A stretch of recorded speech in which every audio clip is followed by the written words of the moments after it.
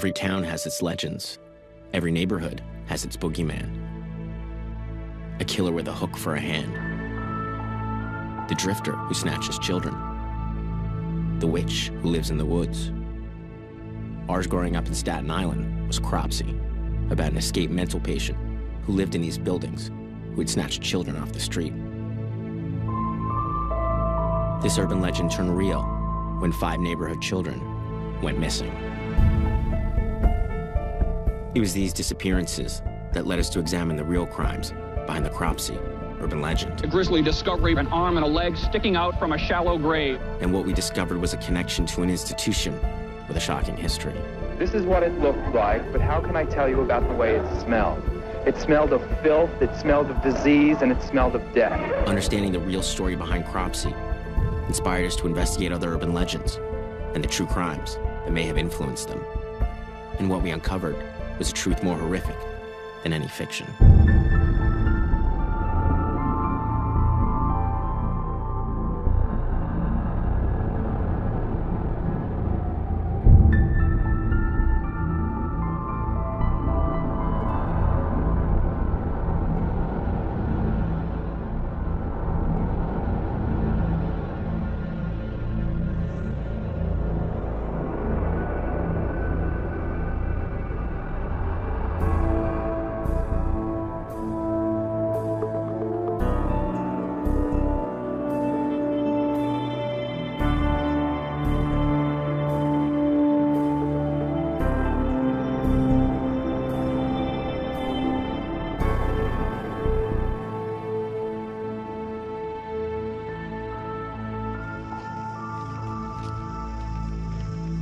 This is where we thought that Cropsey lived, in these buildings here.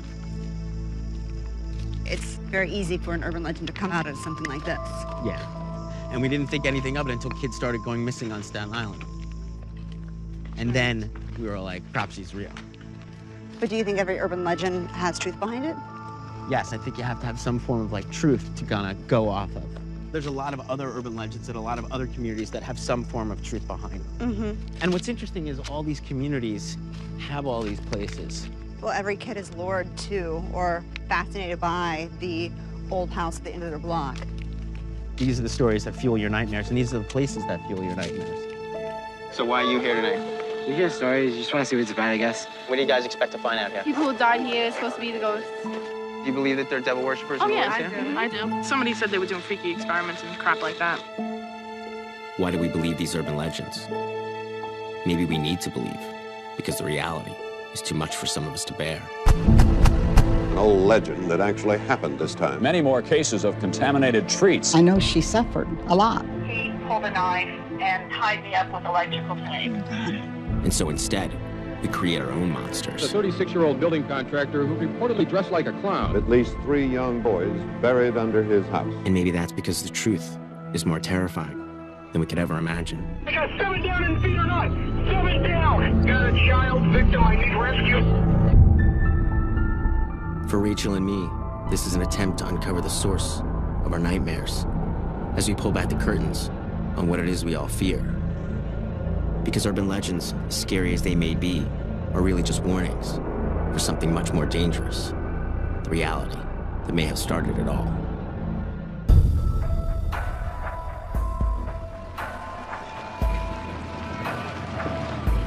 The Hook is one of the oldest and also one of the scariest urban legends. A teenage couple are making out in their car while parked at a lover's lane. As the two are about to go all the way, the radio interrupts them. A crazed maniac with a hook for a hand has escaped from the local insane asylum. The frightened girl demands to go home as the frustrated boy guns the engine. Later, as the boyfriend goes to open his date's door, he sees dangling from the door handle the maniac's bloody hook, ripped from its socket. The Hook urban legend probably came to be in the mid-1950s.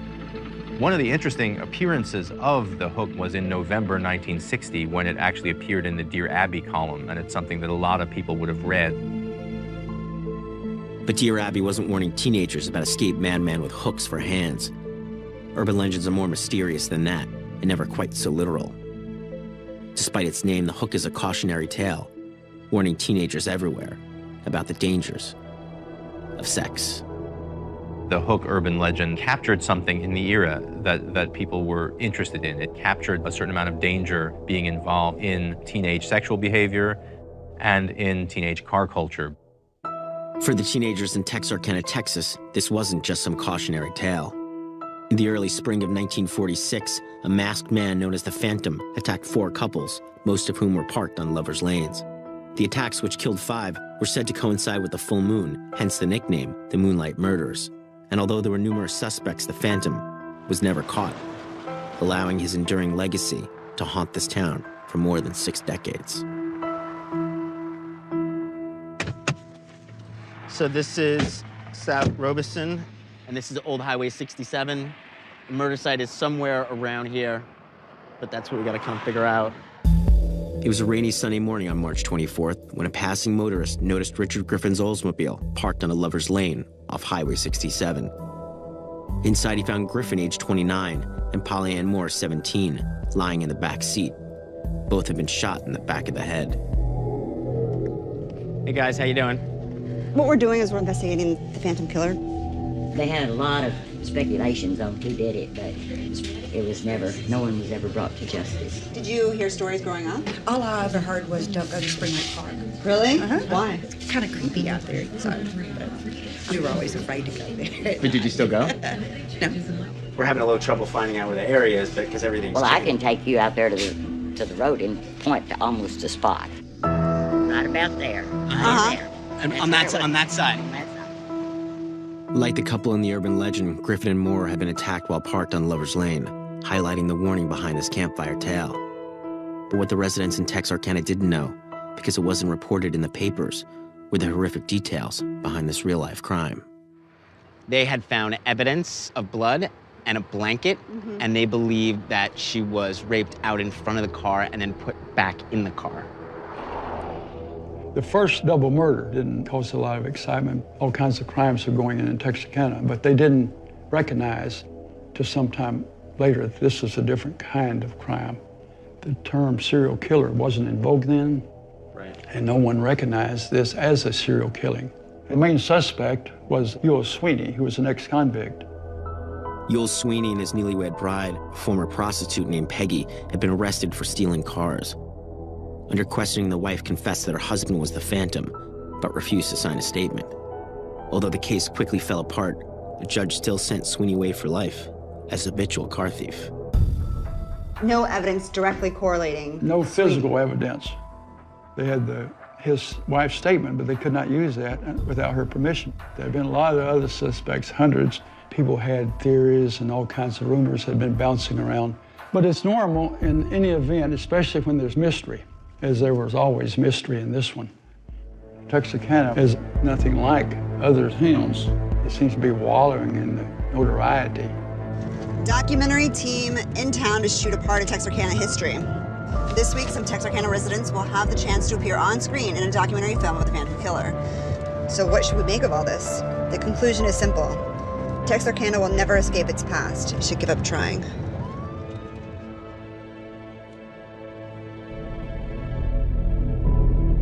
It was a half moon on February 22nd when Jimmy Hollis, age 24, and Mary Jean LeRae, 19, were attacked on a secluded lover's lane.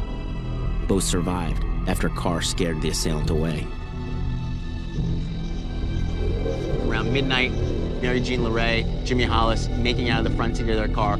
All of a sudden, a guy appears with a gun, wearing a mask over his head. White, two holes cut out for eyes and mouth. Tells her to run. He chases her down and then starts to attack her, basically sexually assaults her with the barrel of his gun. She said she'd much rather have been killed like the others than to have been left the way she was. While the attacks on lovers' lanes in Texarkana didn't specifically involve a hook, the Phantom's sickening crimes created an equally horrifying metaphor. One of the victims was actually sexually assaulted with the barrel of a gun.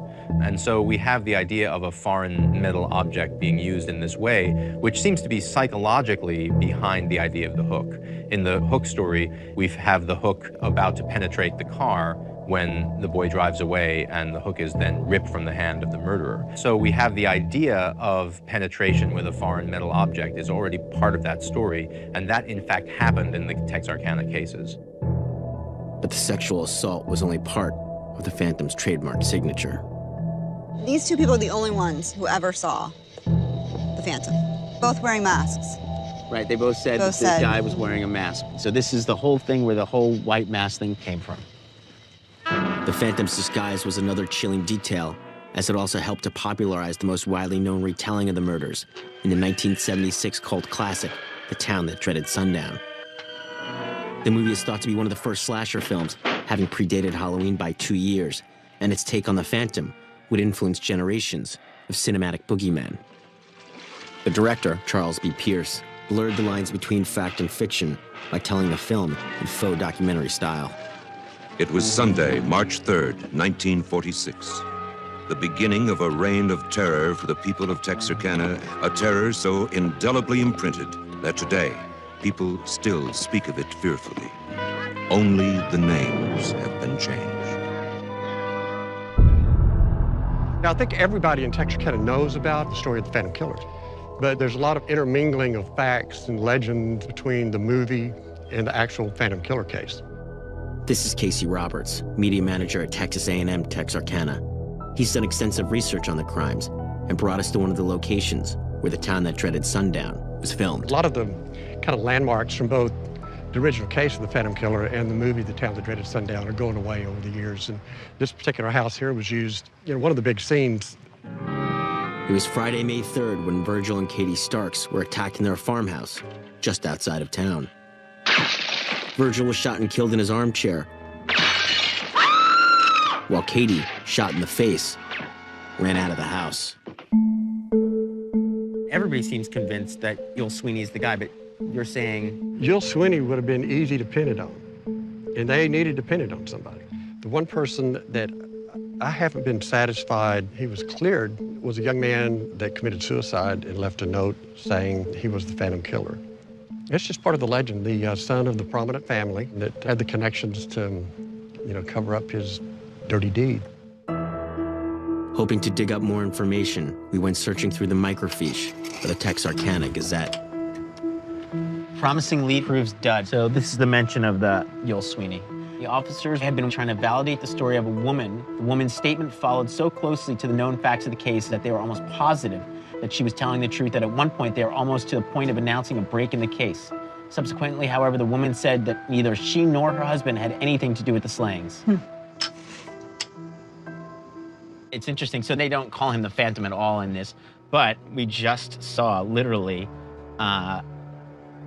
the advertisement in the newspaper for the movie that's showing The Phantom Speaks.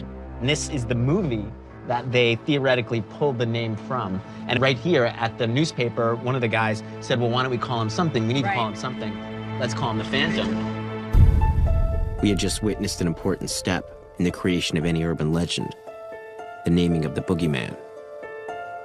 One of the roles that urban legends play, and this is an ancient function, is that they will put a name on something that gives people fears or anxieties. That gives the person some feeling of control. So give the murderer a name. He's the Phantom Murderer. The mask, the movie, the Phantom. These were the crucial elements that would help create Texarkana's very own urban legend. A legend that would only continue to grow, with screenings of The Town That Dreaded Sundown, held every year in Texarkana's Spring Lake Park. All of this area was part of Spring Lake Park at the time, and this is where a couple of the places where the murders happened. That was where Lover's Lane was. You basically set up the screening that you have of Town That Dreaded Sundown at Spring Lake Park. Yes, we do it every October. Because of the history, we like the idea of having this out at Spring Lake Park, since that's where some of the murders take place at. We started getting some phone calls saying that they didn't think it was right, that there were still families in town that, that was affected by this. The police concern was that it was going to cause somebody else to have the idea to start doing it again. A film crew was in town last month, and there's a new movie being made. What we've heard is that it's actually a remake of The Town That Dreaded Sundown. It's just probably a more modern version of it. I've heard that the storyline of the movie is about a copycat that comes out from the screenings that happen at Spring Lake. Are you serious? That's the first I've heard about that. Well, you know, imitation of life, I guess. While it may seem shocking to some, the screenings at Spring Lake Park were especially appropriate because it was here on April 14th where the Phantom turned larger than life. 400 yards from the entrance to Spring Lake Park where the sign is, they found Paul Martin's car empty. In yet another attack, not only had the Phantom murdered 2 teenagers in the center of town, but their deaths would incite a panic that would grip Texarkana and never let go.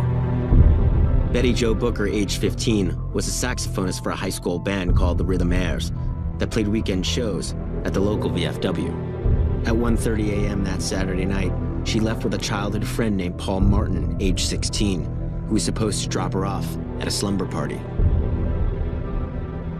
Paul's body was found lying on its left side. Blood was found further down on the other side of the road by a fence.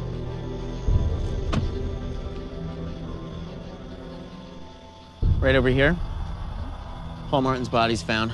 He'd been shot twice, and then he crawled across the street over to here. And then whoever did it shot him again twice. They said he put up a struggle. He had a bullet through his hand, raised his hand, probably begged not to be killed, and then they found him at 6:30 in the morning. Betty Jo Booker was nowhere around.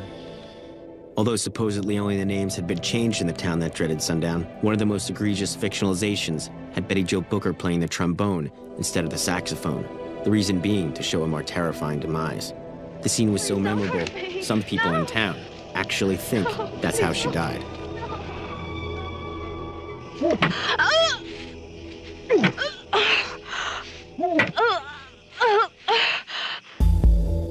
The actual site of where Betty Jo Booker's body was found, along the edge of a forgotten road, had eluded many.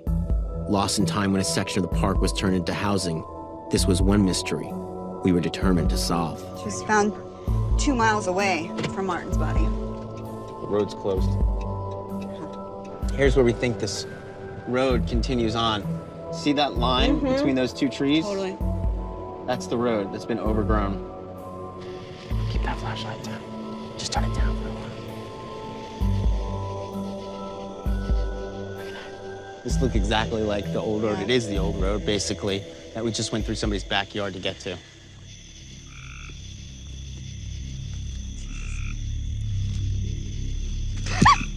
What is it? It's a huge spider web. It's halfway between the 2 ends. This is Betty Jo Booker, 15 years old. Shot twice, once to the left rib and once in the face, the left cheek. Well, she's fully clothed. Yeah. Her overcoat's been buttoned up, and her hand was put in her pocket. Strange. See that picture for a second?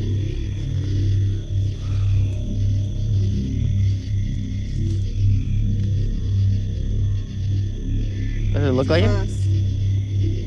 Like if you're looking at it like that? Add 60 years. Could very well be it. It could be. I feel bad that, you know, we're never gonna really know who killed her.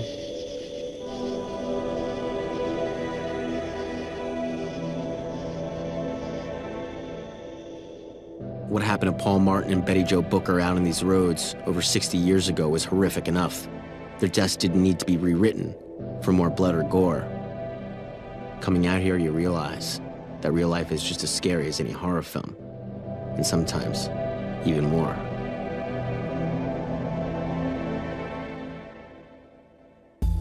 This is Mark Bledsoe, a former probation officer who was obsessed with the case and conducted his own investigation. I developed a passion, I guess, in the 90s. I saw the film, of course, when I was a 7th grader. And I was pretty scared because the way the film ends, it shows the boots and said he could still be walking to town. I wanted to know what the truth was. Bledsoe was one of the only people to interview Yul Sweeney in recent years. Sweeney, who was out of jail and living in a Texas nursing home, had suffered a stroke the year before, making a speech difficult to decipher. You spent a lot of your life in the penitentiary. 50, 60 years. Well, she said you and her went together to Spring Lake Park. Hear that? They drove out there together this spring. What'd he say? Tell them damn lie. You were the main suspect of family killing. No, I wasn't. Who do you think was the main? I don't know. You wish they'd catch you? Interesting. Better way they prove it wasn't you. You innocent on that? Hi. I just wanted to check on something. They told me y'all were videotaping. Have y'all found a thing? I feel like there was more there. Guy next to it, they pick out they got Sweeney look like. Despite being so close, we still didn't have an answer as to who the Phantom really was. And we probably never will. What happened to the Phantom Killer, no one really knows. Some believe he was convicted of another crime, and today he is still serving his term in a Kansas prison. It's these lack of answers that allows the legend to endure for the teenagers in Texarkana. And what do you think the next chapter is in that legend? Probably more ghost stories. Maybe more kids trying to scare other kids. Do you think they'll ever end? I think eventually it'll fade out, but I wouldn't be able to say for how long. I mean, legends last for a long time. So this is the tree where, because of the movie, some people think Betty Jo Booker was actually killed with a trombone. I think why this is so kind of important is because so many people believed the fiction, and the fiction became reality. In this town, I really think what's interesting is they can't separate the two. Well, I think it's more romantic, though, to believe in the myth than to have the facts in front of you. You have the whole town coming out and watching a fictionalized version of that. And that's just like little kids telling a fictionalized version of what really happened. That's what an urban legend is. Where does the truth end and the fiction begin? At this point, no one quite knows. Texarkana today still looks pretty much the same.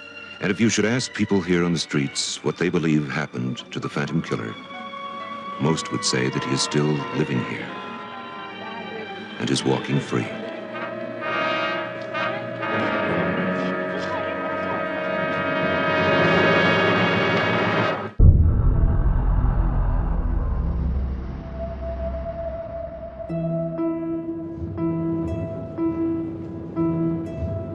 So right now we're driving into Houston. We're gonna investigate the urban legend of the Candyman. The name Candyman has a lot of urban legend references. Obviously, one of the most well-known is the film Candyman, based on the Clive Barker short story about an urban legend expert investigating the boogeyman who haunts the Cabrini Green housing projects in Chicago. With my hook for a hand, I'll split you from the groin to your gullet. Here, the Candyman uses a hook, just like the well-known Hook urban legend, where it was probably appropriated from. But the film's villain wasn't the first Candyman. The original was, in fact, a very real monster behind one of the most horrific crimes anyone could ever imagine. We've all heard the same story about Halloween. Little Johnny had been warned to never go trick-or-treating at any house he didn't know. But he didn't listen. Instead, he convinces his friends to go get candy from this one weird house. Later that night, as they're all digging through their loot, there's this scream. All the kids are rushed to the hospital, but it's too late. Johnny's dead from eating candy laced with poison. And all the other kids had their mouths ripped open from swallowing razor blades and glass. They never to catch the person who did it. Turns out, Halloween really comes from the ancient custom of druids collecting kids for sacrifices. And apparently, these murders were committed by those who still carry on that evil tradition. So does our modern-day custom of trick-or-treating really stem from evil druids and child sacrifices? It's highly unlikely. But there's no denying that something very sinister is out there, instilling panic and inciting fear every Halloween. There's one magical, haunted evening each year when all the scary creatures come out to prowl through every neighborhood. Most people enjoy having trick-or-treaters come to their doors. But there are a few people who will do things to hurt kids. The first documented case of tainted candy happened on Long Island in 1964, when a housewife named Helen File, upset with older kids for trick-or-treating, handed out dog biscuits, steel wool, and poison ant buttons.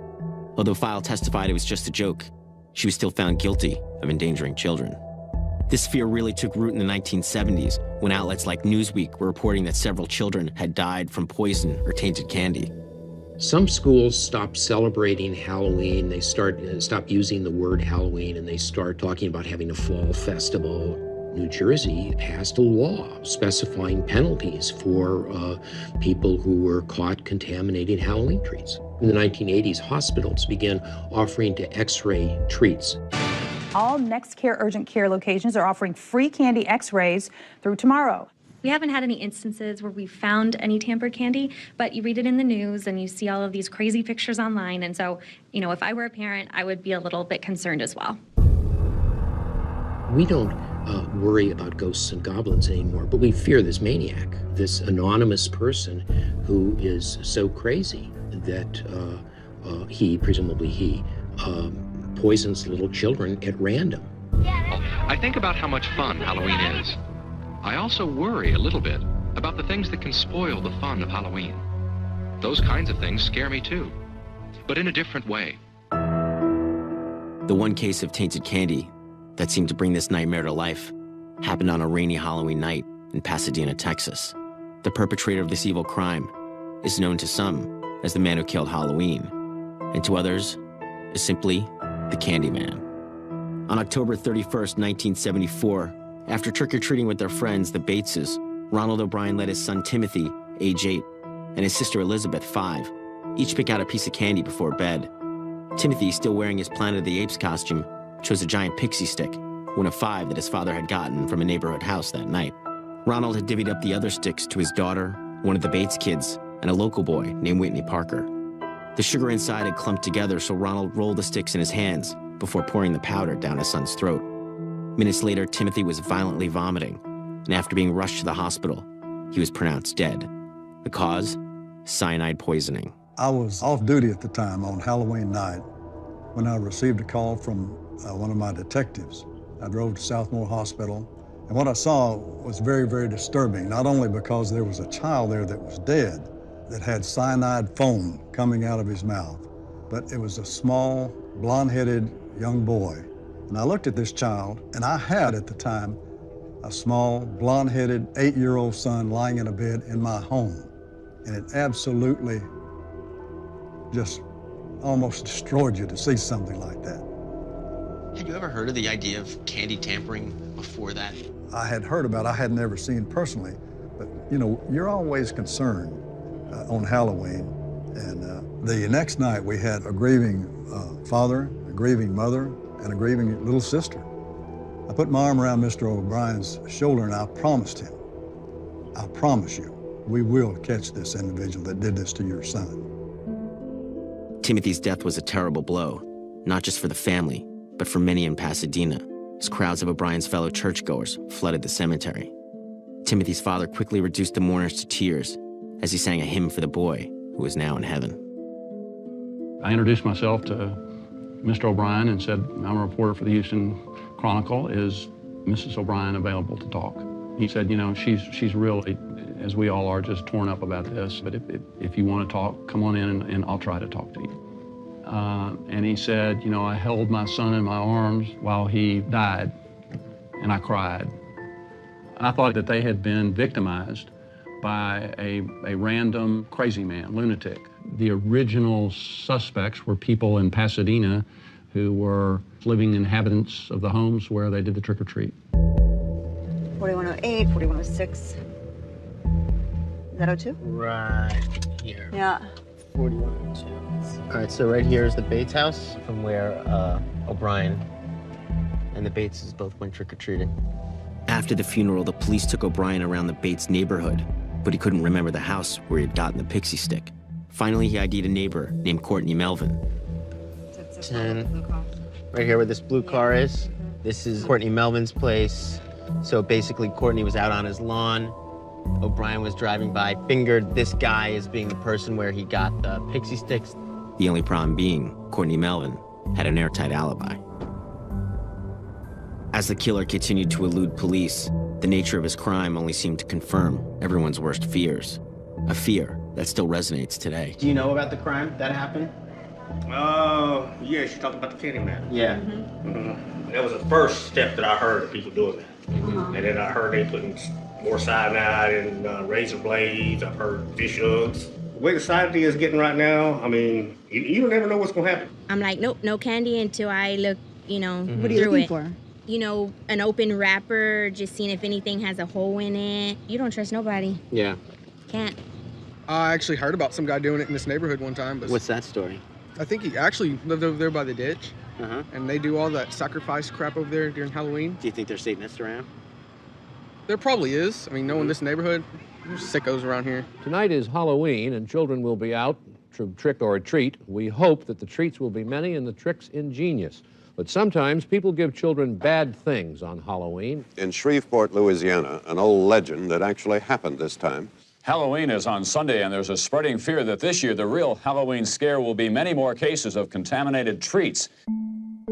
The term that gets used is Halloween sadist. People assume that the Halloween sadist was some crazy person who, for some reason, presumably, you know, some psychological problem, gets pleasure or satisfaction from hurting little kids. Many people believe the Halloween sadist was behind Timothy's death, but the real culprit was more horrific than anyone had ever imagined. It's down here, I think, on the left. All right, so Greg, how do you want to do this? I'll hang back here. Okay, so we're gonna go up. I'm not totally into this. I can understand why you'd want to do this. Yeah. It just makes me feel a little uncomfortable. Knocking on someone's house and telling them what tragedy happened here. Well, you wouldn't want to know.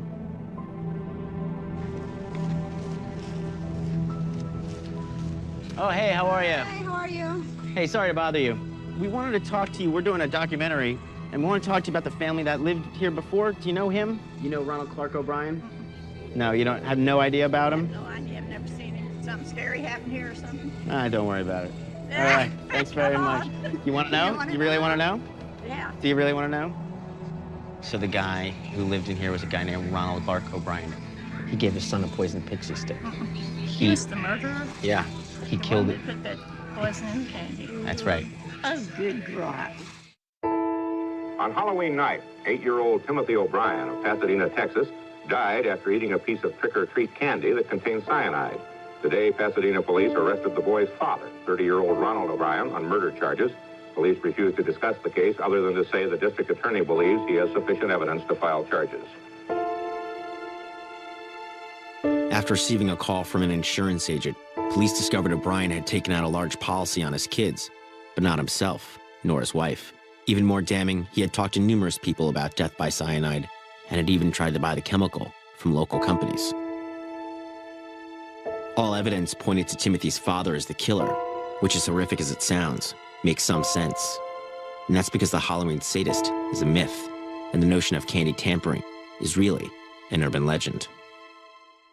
The idea that this is a big social problem is a myth. I can't tell you that nobody's ever contaminated a piece of candy, but I can't find any evidence that anybody has ever been hurt, seriously hurt, or killed from a contaminated treat picked up in the course of trick-or-treating. If there's no such thing as the Halloween sadist, who is, in fact, doing that?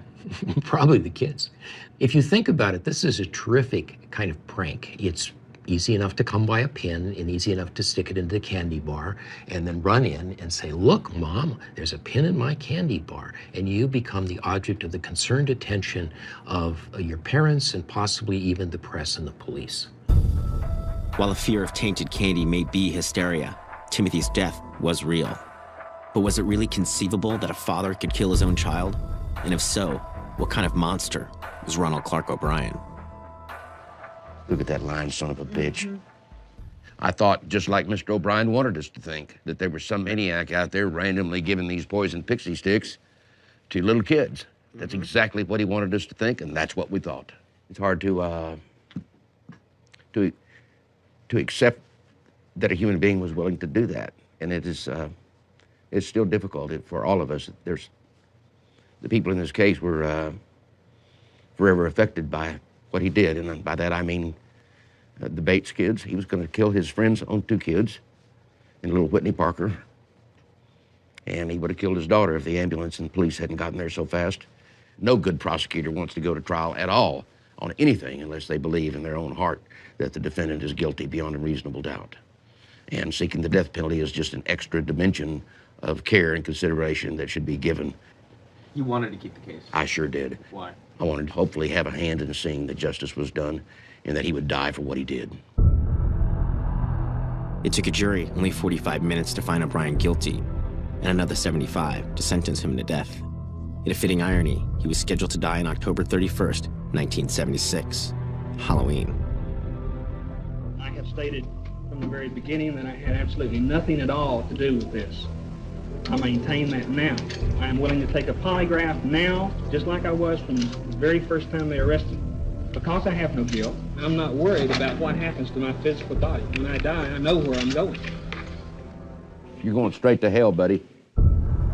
All these appeals have been turned down appeal after appeal, and everybody's saying you will be executed this Saturday. This could be your last news conference. What are your final thoughts? As long as I have verifiable options open to me, I will pursue them. Are you ever going to change your proclamation of innocence, or? No, why should I? It's the truth. When you consider victims, the victim of this crime actually turns out to be me. O'Brien had been sent to Texas's infamous Huntsville prison, which to this day houses the most active death chamber in the U.S. But this was 1982, and after a lengthy debate in the Supreme Court and numerous days of execution, O'Brien was to be one of the very first inmates to be executed under the reinstituted death penalty. Yet despite his crime, O'Brien still managed to find his supporters. There were people who were in favor of saving Ronald Clark O'Brien in spite of the overwhelming evidence and the horror of the crime. Their position was, we are categorically opposed to the death penalty. There also were counter-protesters who were in favor of the death penalty. They included a lot of students from the university located here, including many who complained about what had happened to Halloween.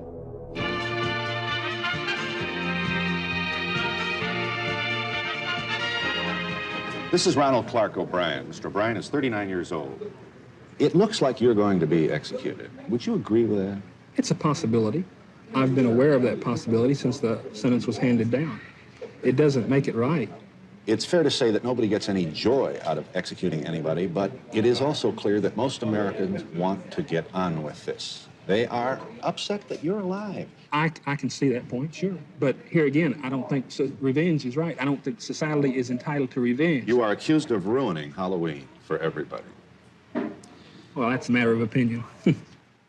March 31st, 1984, the day of O'Brien's execution had finally arrived. He was to be executed just after midnight. As the hour approached, the frenzy outside reached a fever pitch. Demonstrators were outside the prison waiting for the announcement they wanted to hear. Parents of other murdered children joined the vigil. You know, how could anyone do something to their own child? But all of us would give to have the chance to have ours back. Do you think Halloween will ever be the same again? Oh, I don't think Halloween has changed a great deal, except maybe gotten a little safer. At exactly 12:40 a.m., O'Brien was injected with a lethal cocktail of drugs, twice the normal amount to account for his 250-pound weight. After O'Brien's eyes fluttered, his chest heaved, and it was over. Ronald O'Brien, the man fellow inmates called the Candyman, was killed by lethal injection this morning at a Huntsville, Texas prison. Ronald O'Brien went to his deathbed never admitting that he killed his own son. But in a final statement, the condemned man did ask to be forgiven. To anyone I have offended in any way during my 39 years, I pray and ask your forgiveness, just as I forgive anyone who offended me in any way. Ronald O'Brien is dead. His ex-wife sees the execution as the end of a nightmare and a chance for a brand new beginning.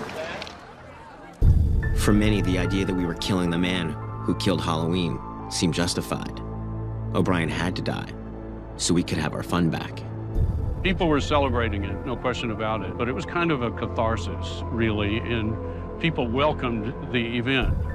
He really had not just desecrated the family tie, but he had actually, in some fundamental way, desecrated the idea of Halloween by taking a scary story and literally making it true. What he did is he used the urban legend as a smokescreen. He used it as an alibi. I couldn't have done it because this is the sort of thing that an anonymous creepy killer would do. And we all know that because of urban legends. In the ultimate irony, O'Brien's decision to enact the tainted candy myth turned fiction into reality, allowing the Candyman to continue haunting Halloween for generations to come. Look, it's right there. Mr. O'Brien, your case has probably created terror in the hearts of parents.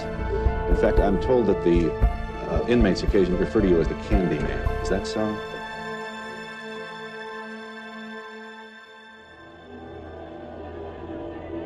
A babysitter is watching TV after putting the kids to bed when she gets a call from a mysterious stranger.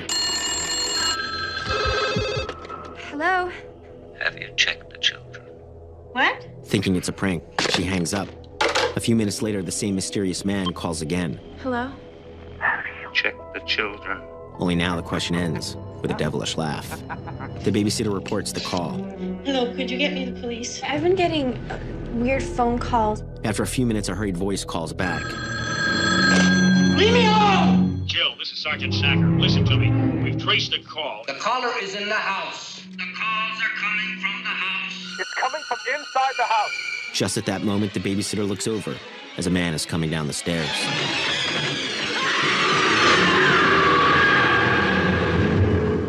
Well, that really happened to a girl in my hometown. Oh, yes, I'm sure it did. I'm sure most of you grew up thinking that this happened to girls in all your hometowns, but it didn't. Yes, the babysitter and the man upstairs is a popular urban legend, but is there any truth behind it? One would think so, considering all these examples. But when dealing with urban legends, the truth is never quite what it seems.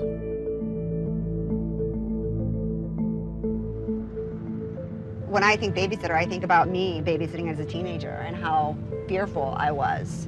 You know, being in a strange house, hearing strange sounds, not being familiar. But what's interesting is that I started researching babysitters thinking that I wouldn't have a hard time finding a case of a babysitter befalling some kind of death or kidnapping, the children upstairs being killed or whatever. It's very difficult to find any true crime to connect this urban legend with. One thing that's interesting about babysitting is that it doesn't increase your danger of being attacked at all. It would be a completely random event for a babysitter to be attacked during a house burglary.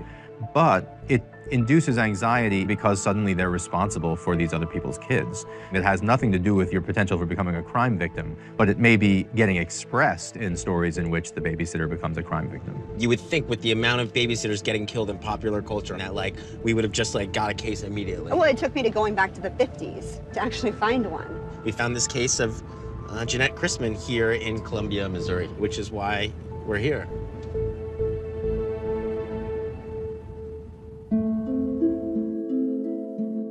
My name is Carol Haley Holt, and I was a very good friend of Jeanette Chrisman from first grade through the time of her death. It was March 18, 1950.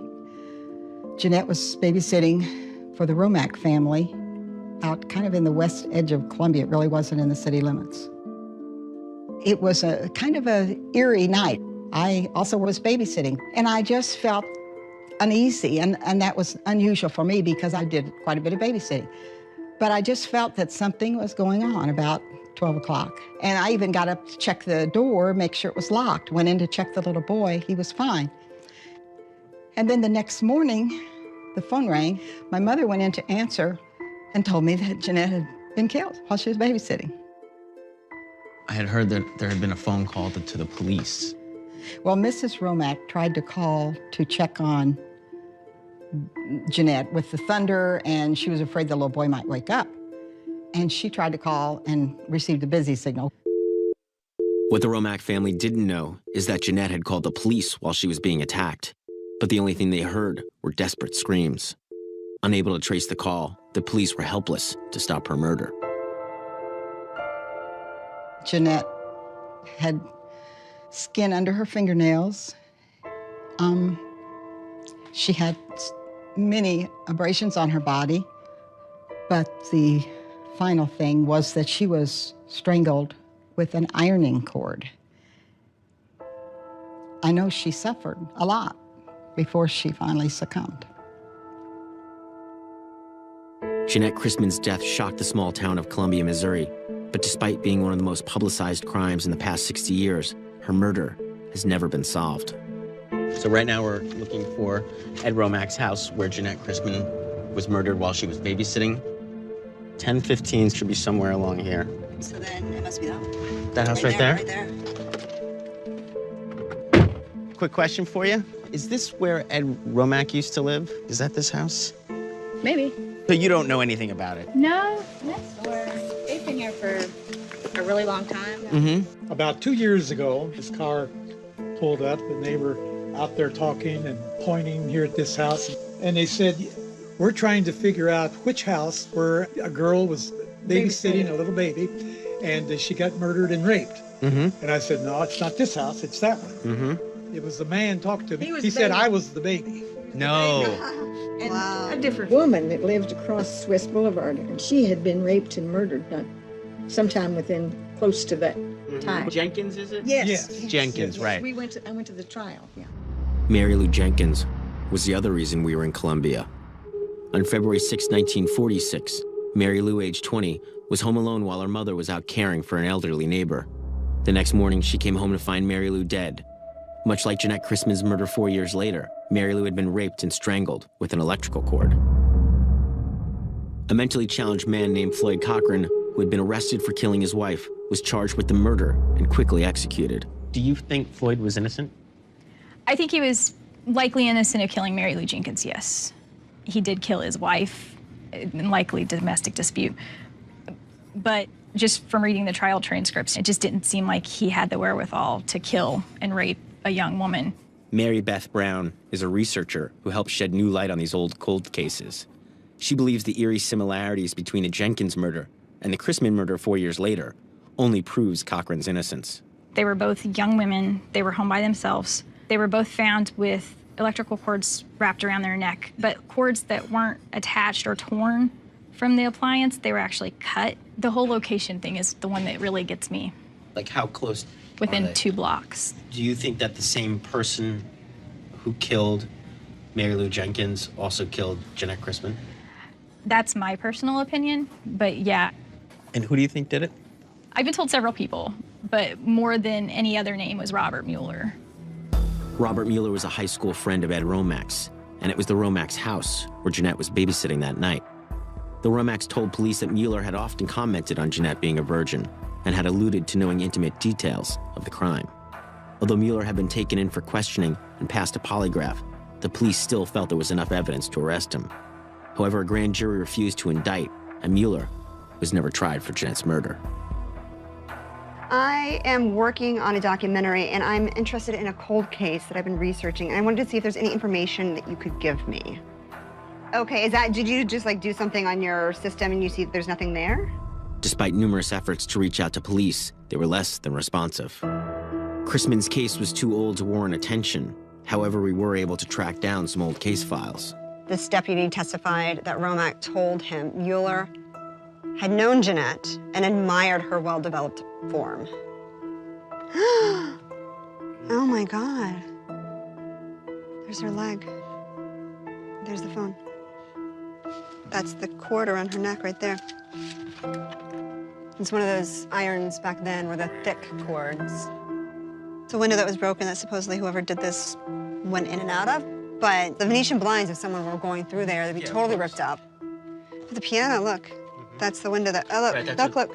There's the broken glass, and that's why they're saying nothing's disturbed, because look at the area around it. So, inside job. Mm-hmm. Mueller's wife, according to the deputy, had called the girl to babysit at the Mueller home that night and found she'd already been asked by Mrs. Romac. So Mueller tried to get her to babysit that night. Must have been. And she was already babysitting the Romacs. Which was how he would know she would be alone. I agree that it sounds like he did it, but maybe he didn't. There's no solid proof. There's no hard evidence. Joan Searle is another researcher studying the cases. She believes other crimes happening in Colombia at the time might be connected to these murders. There were rapes that had occurred within that period between the Jenkins murder and the Chrisman murder. Tell me about those. Well, there was a rape that was within 2 blocks of the Chrisman murder. The girl was raped by a man that wore a mask. Really? And when you read the stories, the reports of the Chrisman murder, when they're talking about Robert Mueller, it turns out that he was interested in the theater and that he made masks. There was a black man named Jake Bradford that they charged, and he had already been in jail, and he was charged on the rapes. You assume he was innocent? Of that, they took the wrong man. They really did. Would you say that Colombia has like a history of this? Well, you remember that I was graduating from high school in '51. You would go to the MU football games and you'd stand up for Dixie. What does that mean?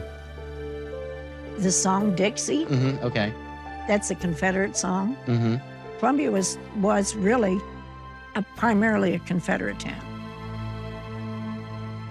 Basically, this is the story of the young girl. We came here to investigate an urban legend, but what we found was truly shocking. The unsolved murders of 2 young girls, a series of brutal rapes, and the possibility that men were being falsely accused and even executed. In all honesty, the truth was more unflinchingly real than we could have ever imagined. So right now we are headed to Hinkson Creek. It was where a lot of people went to park back in the 50s and 40s, 50s, 60s, probably still do now. Yeah. We just wanted to see about all the other rapes that were happening other than the 2 houses. This is the creek where they're saying there were a ton of rapes happening around here.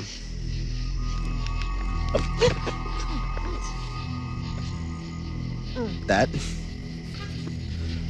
This is where the college students go in, and there's like a car right out over there. They just flashed their lights because they didn't want us to walk in on them.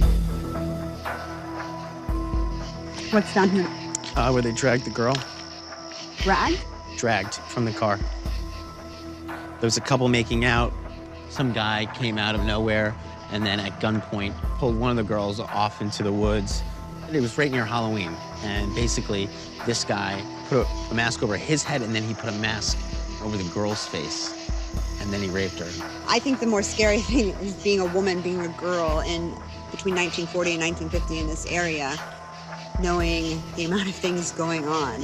I wouldn't have wanted to be a babysitter back then. I wouldn't have wanted to be by myself in one of those houses. Most teenagers in the U.S. go through a period when they babysit at least once or twice. And it feels very terrifying to the person who's doing it, but it's not actually dangerous almost at all. I mean, there's no reason to imagine that any killer would even know that a babysitter was on duty in a house. And it makes the most sense if you think about the fact that maybe he knew she was going to be there babysitting, and maybe he did this specifically to torment the babysitter.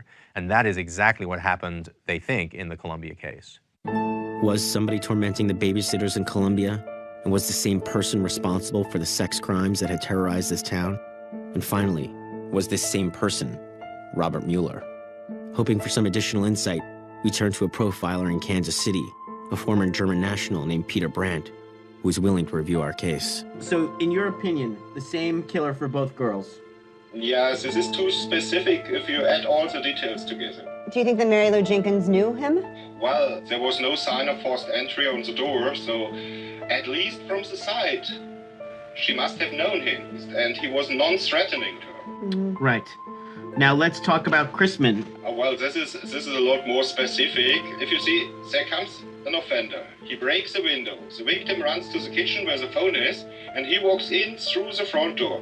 Now, why would he do that? He would do that only if he knew one detail.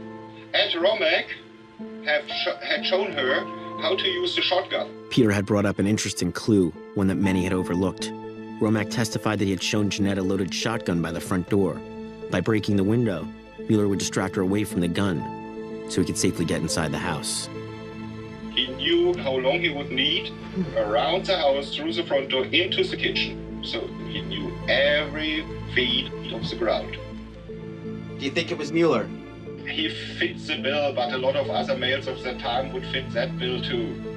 And the problem is he passed his lie detector. Now, if you have even, let's say 20 to 40% psychopaths in the mix, a lie detector, especially an old model from the 50s. Well, it's worthless. Now, the other interesting thing is that the rapes and murders stopped when he left town. Well, that looks not good, but on the other side, what was it? 500,000 young males went to Korea. So he wasn't the only one who left the area. I mean, he would so nicely fit the bill, but that's the risky part with profiles. Yeah, a profile says not who the killer is, but what the killer is. I think it's interesting that he thinks that whoever this is, he knew her. He knew both.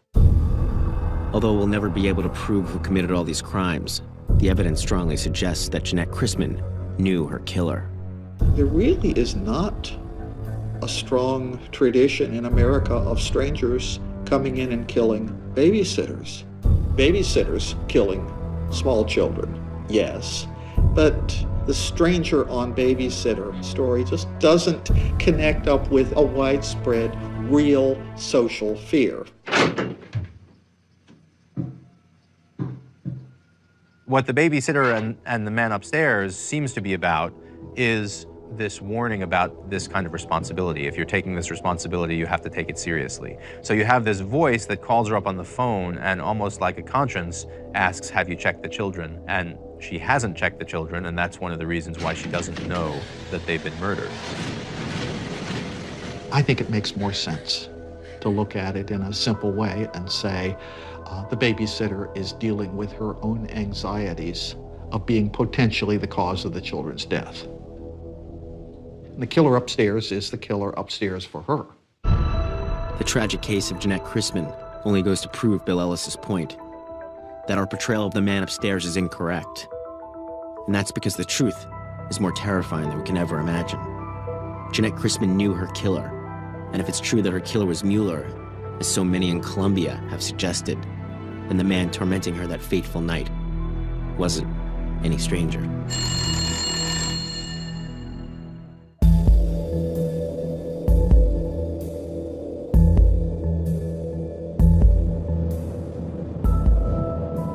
So now we go from Columbia, Missouri, to Chicago in the 1980s, from the small town to the big city. For some, it is a loss of innocence, and nothing speaks to that loss more than clowns. We used to think of clowns as fairly happy characters. Yes, sometimes they were sad or hapless, but ultimately they were harmless caricatures.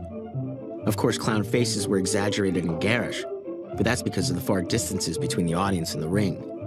It wasn't the clown's fault, or was it? Before modern times, the clown, or more appropriately the jester, was considered a mischievous trickster whose special role allowed them to mock nobility. Jesters served to entertain, but it wasn't all smiles. These clowns had a mean streak, and they played it to the hilt. But what was it about the clowns of today that turned them into something evil? Breakfast! I'm hungry! Some believe it was when we brought clowns out of the big top and into our homes via birthday parties and TV that things really began to change. We see you here as Bozo. Who are you really? Had that suspicious gleam in the eye been there all along? Did we finally just put two and two together to realize that clowns were creepy? Or even worse, dangerous? News at 5. Chicago police warn parents about a man dressed as a clown who is approaching children. Police say a clown tried to lure boys into his pickup truck last Tuesday evening.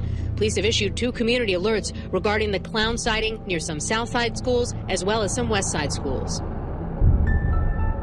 No one can say for sure where in Chicago it happened first, or even when.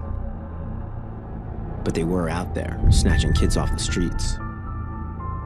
They trolled playgrounds and schoolyards. Sometimes they used balloons or candy to lure the gullible ones. But ask anyone who's seen them, and they'll all tell you the same thing. It was the white van they saw first,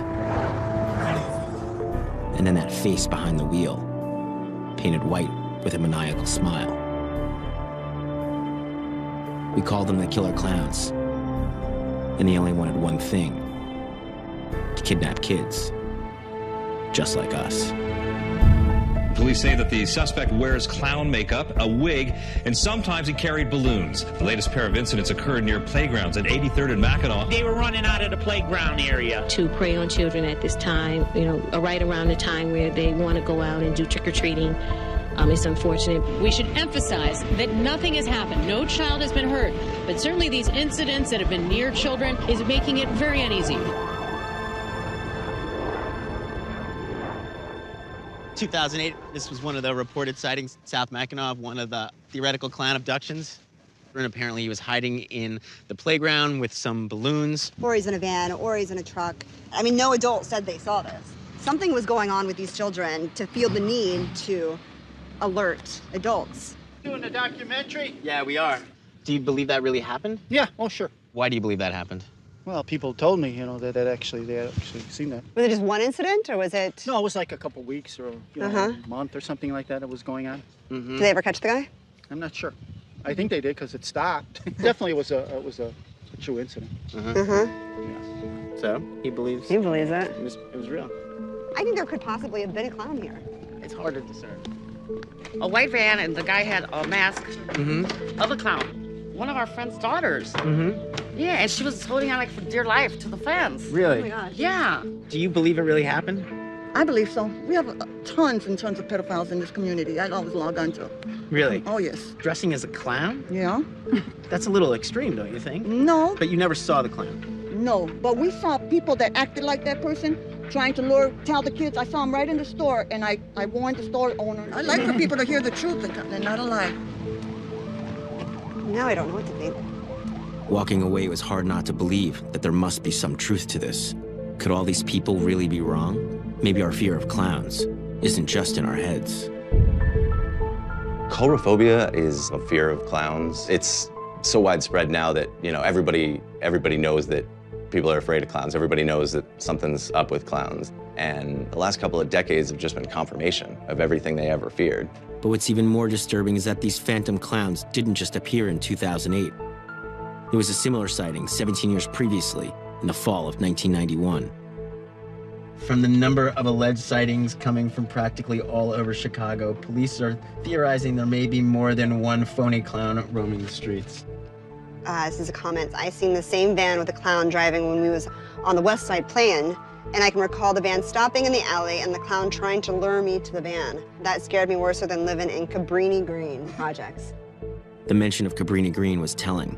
It had been one of Chicago's most notorious slums, where kids face rampant poverty and violence on a daily basis. But how does a kid process these overwhelming societal issues that are just too big to fix? Have you ever heard of any talk about any scary place on your block, place nobody went to? Every block's a scary block. Someone's shooting and killing out here. You guys think clowns are scary? Clowns? Yeah. No. Killer clowns. Killer clowns. We've got a real shot here, Bernadette. An entire community starts attributing the daily horrors of their lives to a mythical figure. Sometimes we create monsters. Sometimes we just need to put a face on our fear. Aren't you going to say hello? This is where there was another series of clown sightings back in '91. They called this clown sighting the Homie the Clown sighting. Back in the early 90s, there's a popular show on In Living Color. Huge character on there, Homie the Clown. Now, let's show them how Homie gets back at Mr. Establishment, shall we? Sure. I mean, this is only one of many, many places all over Chicago. There was a real citywide scare. The Chicago police were being called. There were reports in the news. Isaiah Thompson was a local reporter who grew up in Chicago and wrote about the clowns that seemed to be lurking on every corner. Somehow, and I don't know that anyone knows how, this whole city, especially this whole public school network of thousands and thousands of kids all believe the same thing. So it seems like this larger force of nature that had sort of visited itself upon the kids of Chicago. But what the kids in 1991 didn't know was that Chicago had an even earlier clown scare. There was another clown scare phenomenon previously in 1981. It's been said that that one started in Boston. You think 81, you think 80s, you think Stephen King, you think Poltergeist. No, that started 82 Poltergeist, 86 for It. Right. It was all before any of that. It's easy to see how Poltergeist could have helped spread a clown scare.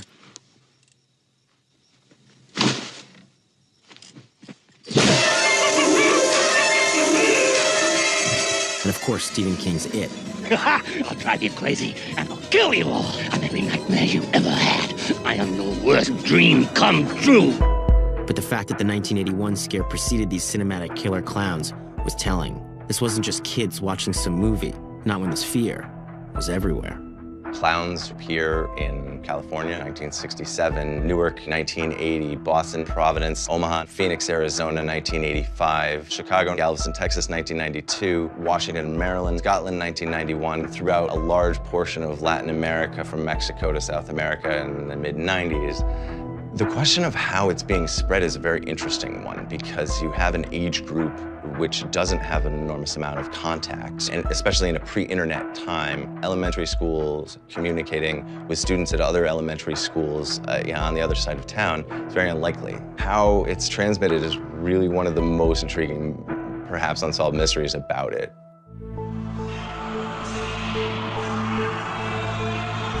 All over the world, kids were seeing killer clowns. But it could have been any monster. Zombies, vampires, witches. Why clowns? Maybe our fear points to an even larger issue.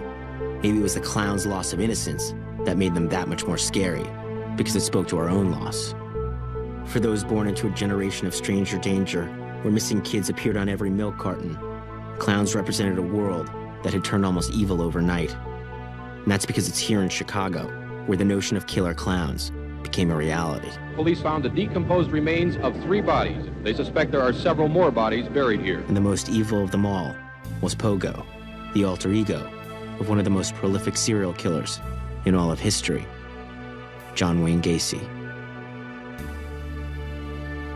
Gacy was a sadistic serial killer who brutally slayed 33 young men between 1972 and 1978 in the Chicago suburbs.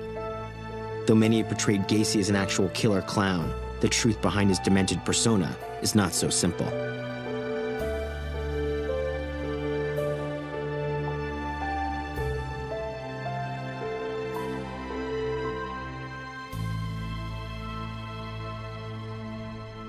How many bodies did you find here? 29, 27 under the house in the crawl space, one under the driveway, and one under the an extension that he put on the garage. This is Bob Egan, a former prosecutor on the Gacy case, and Cook County detective Jason Moran. When we first saw the Pogo the Clown pictures, we went, oh my God, is this guy acting as a clown to get victims? And that's what we thought. But it wasn't that at all. He was doing that because he was the center of attention. And everything he did was to make himself the center of attention. I still don't like clowns. And I'm an adult with a gun and a badge. And it might be from being a child during that time. Because if you look at Pogo the Clown, he was a very creepy clown. If you look at the pictures, the makeup around his eyes when he was portraying Pogo was triangular, and the makeup around his mouth came up to points. The clown expert said clowns do not have any sharp points on their faces. Why? He says, because it scares kids and it connotes evil. And so you think Gacy did this on purpose to connote evil? No, I don't think at all. I think that's purely coincidental. I don't think he was thinking of that for 1 second. I'm telling you, that's exactly what we believed at the time. Pogo the Clown issue was subject of a lot of conversation during the trial process. Although Gacy never did kill anyone dressed as a clown, he did tell police clowns can get away with murder, leading many to believe his signature clown look was in fact a true reflection of his inner evil self. Ken Melvin Berg is a noted historian who understands the dark side of a clown.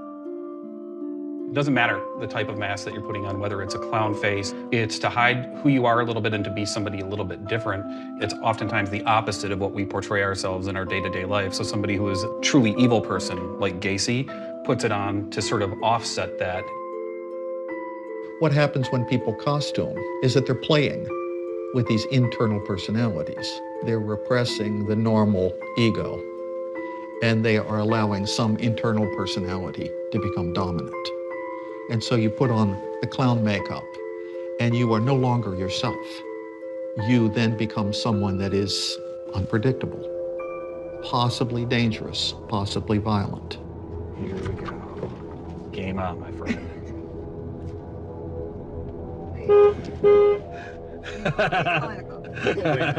Clowns has always been a huge thing for us here in Chicago. It's unlike any other American city where we have clowns and clown stories and clown mythology and clown history that no other city in the U.S. has. It started off a long time ago in the 1890s when the Columbian Exposition brought clowns around just to entertain folks. Going forward in time a little bit, up into the 1950s, like Bob Bell, who was the original Bozo the Clown. The Bozo set is still at WGN in the building, and it's allegedly haunted. The late 70s is when you had John Wayne Gacy. Shortly after is when Clown Panic happened. So for people like me that are a little bit sadistic, it makes it that much more interesting because people are that much more scared of clowns these days. The thing is that all of the people that were children in the 1980s and 1990s are adults now and are telling these terrifying tales of clowns to their children. Speaking of the connection to clowns in Chicago, the one site that you guys have got to see if you haven't been there before is Showman's Rest, which is a monument to the circus and clowns in a cemetery. Buried in Chicago are the clowns and other circus performers who died in one of the worst train wrecks in American history. On June 22, 1918, after its conductor fell asleep, a train plowed into the idle sleeper cars of the Hagenbeck-Wallace Circus.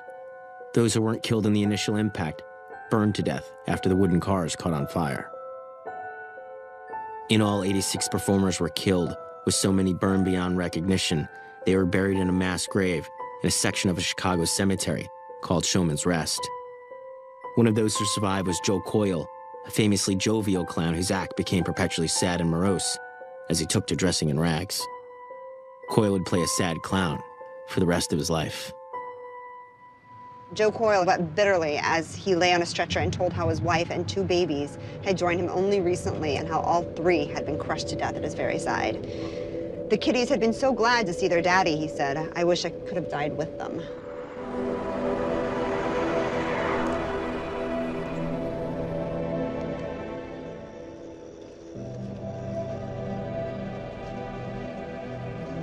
Here, look. See that? Baldy. Baldy, 1918, June 22nd. They said they only could name him Baldy because that was the only name they knew him by. It was a stage name. 4-horse driver, 1918. Unknown male, unknown male. Unknown male, unknown male, unknown male. All these graves are unknown? All these are unknown. Maybe it all started in Chicago with the deaths of these clowns. Maybe all it takes is a little tragedy to unlock the even darker places in our mind.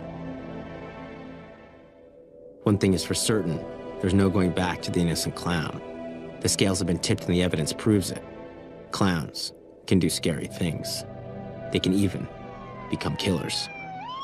314 for a shooting at Century Theaters, 14300 East Alameda Avenue. They're saying somebody's shooting in the auditorium. I got 7 down in feet or not. 7 down. Got a child victim I need rescue. I got people running out of the theater that are shot. Breaking news coming out of Aurora, Colorado. A scene of a shooting this morning. A movie theater where The Dark Knight Rises was being shown. On July 20th, 2012, James Holmes commits one of the worst mass shootings in recent history. But if the massacre itself weren't horrific enough, James's costuming was an ominous testament to the allure of a very specific clown. Introduce a little anarchy, upset the established order, and everything becomes chaos. I'm an agent of chaos. Holmes' embodiment of the Joker, a villain who has come to represent the ultimate destruction of our civilized world, is no coincidence. In our never-ending attempts to sanitize society, we sometimes reap what we sow. In a sense, you can really look at it as a possible backlash. We felt this compulsion to water the clown down into this cartoonish, harmless being. And I think the underlying traits of the archetype just came back with a vengeance. Holmes' Joker-fueled rampage not only signified that the clown's transformation from innocent to evil was finally complete, but it also revealed what was truly lurking inside of us all. We think of ourselves as one, and in fact, we're really kind of a parliament of personalities. The killer clown is one of our personalities, is part of us. And so therefore, we have to be very careful not to let the killer clown out, except in a safe way, except in a playful way. See, madness, as you know, is like gravity. All it takes is a little push.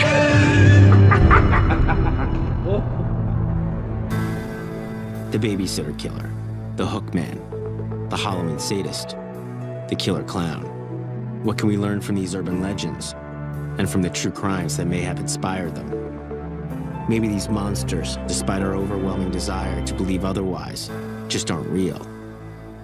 By presenting false boogeymen, our urban legends are helping us to make sense of crimes too wicked to comprehend.